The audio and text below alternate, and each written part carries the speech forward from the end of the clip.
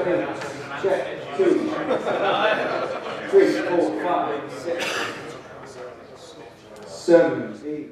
Who has been to a road show before? Put your hands up. Okay, cool. Now, let me see the hands quickly who have not been to a road show. All right, very good. I think you're in for a real treat. So, first thing that we want to talk about is Taylor, very simply. It's not going to be a history lesson, it's just you have to understand where we come from. Everybody that works for Taylor lives in California. I was having dinner 15, 20 minutes ago, or longer than that, and a guy in a restaurant asked me, he says, "You look like you would know about motorcycles." I said, "Actually, I'm a guitar player." He goes, "Well, never mind." So everybody that works for Taylor lives in San Diego. So for myself and the guys that do the East Coast, we spend quite a bit of time on airlines, lots of frequent flyer miles, lots of hotel points. So it's quite a bit of travel, but nonetheless, it's great. Not a very old company, 35 years old. Last year was the 35th anniversary. We got the opportunity to build a collection of ideas over 25 years or so from folks who wanted to see things like baritones, 9 strings, parlor guitars, 12 frets, all these wonderful things that Bob Taylor is like, never going to do it.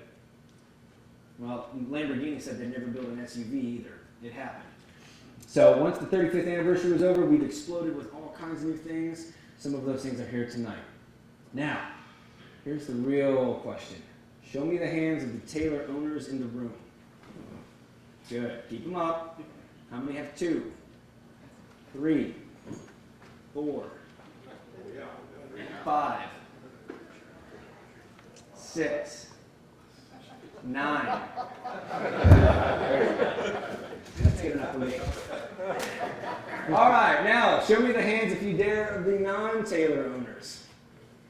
You're on my list. Okay, very good. I don't have enough shirts for all you, but you got to get a guitar to get a shirt. Okay, so everybody in the room, most likely, I would say better than 95%, owns something in a Taylor that ends with a CE. 914 CE, 314 CE, 612 CE, exactly. And Taylor, in the course of history, has become the CE company. We're the live guitar group. We're the folks that always give you cutaways and electronics. Okay? Here's the first myth we're going to unveil right now. And I want to get this out there, and it's going to be a little forward. Okay, you ready? If you think you're getting ripped off by not getting a cutaway and a pickup, and you're going to spend $1,500 or more, you need to rethink that. Okay?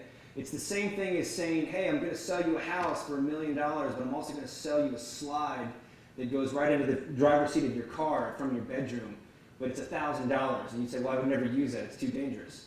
Then why would you pay the money for it, right? What I'm saying is don't buy options you'll never use. It's very important that you understand that. You're buying a noisemaker. Buy as much sound as you can, and then think about options afterwards. Okay? That's the first premise as we get into it. In 2007, we kind of looked back and we said to ourselves, people are now, they're building guitars backwards. Somebody would love to say, I'd love to buy a 516 CE, but you can keep the cutaway and take the electronics off. Well, now we don't really have an identity for that guitar, and we're starting to lose touch with our acoustic-only players. Okay, so what we did in 2007 is we went to an acoustic-only line. And you can always tell. All right. I'm going to have to talk with management about that one.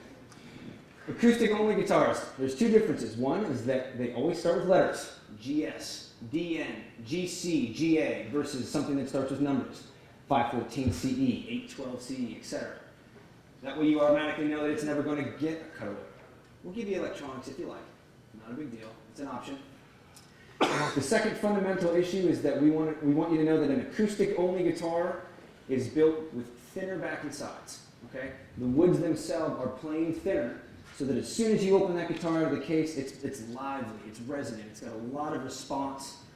Now, when Taylor builds any new body shape, any new bracing pattern, any new option in general, we want to make sure that we're using something that we call a gold standard, a 0 point, an even-keeled combination. That combination for us has turned into something with mahogany backing sides and a cedar top. Okay, this is what we call our 0 plane. It's what we're going to base everything else that we do off of. Because if you have bass on one side and you got treble on the other, mahogany and cedar, they sit right here in the middle. Okay, nice natural mid-range bell curve to it. What is that good for? Well, it's great for folks who do a lot of acoustic instrumentation. I play bluegrass. I'm a solo artist, and I don't have a Tom Waits voice. I like to play with a banjo player. They're gonna end up in a similar EQ range, so you don't have this major gap between sounds. Okay? So what we're gonna do is we're gonna listen to the tones of cedar and mahogany, and then I just want you to tuck it between the ears. I want to use that as your vanilla, if you will. And we're going to start to mix colors into it, and you're going to have to try to respond.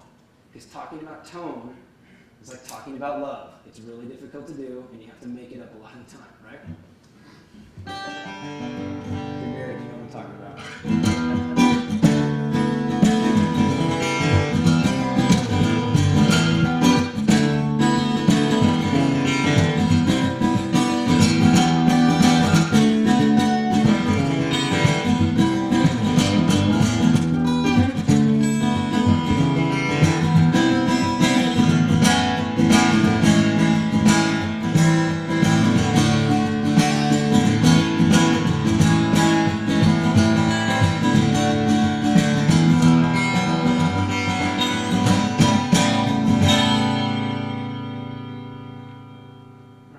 Tuck it right there, right here, okay? Right in the pocket for a second.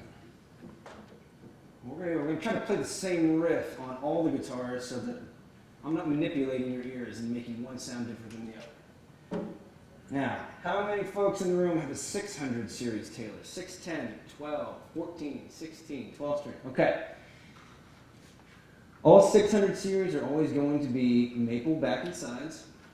Maple doesn't grow this color, we stain it. This is what we call an amber stain to it. You can get it without. And it's going to come with a spruce top, Sitka spruce. Anybody know where Sitka spruce comes from? Alaska. Right.